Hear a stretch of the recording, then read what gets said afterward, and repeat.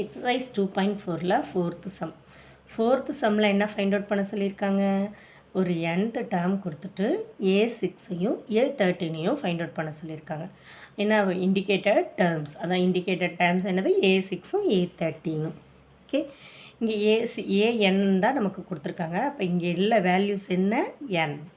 அப்போ A6 என்னோட value 6, அதை கொண்டு போய் எங்கே சப்ஸ்டியூட் பண்ணணும், anல சப்ஸ்டியூட் பண்ணணும்.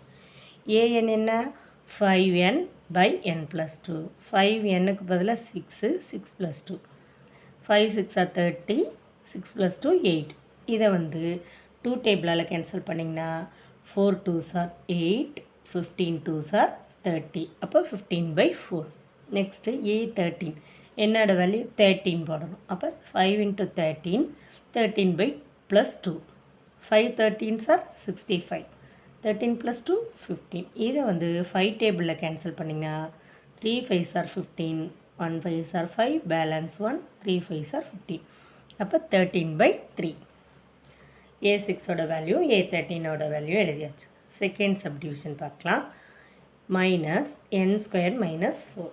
இதில் என்ன ஃபைண்ட் அவுட் பண்ண சொல்லியிருக்காங்க, A4ம் A11ம். ஓகே, A4னா என்னோட வேல்யூ 4, அதை கொண்டு போய் nல சப்ஸ்டியூட் பண்ண போகிறோம். 4² மைனஸ் 4. 4² எவ்வளோ, 16 மைனஸ் 4.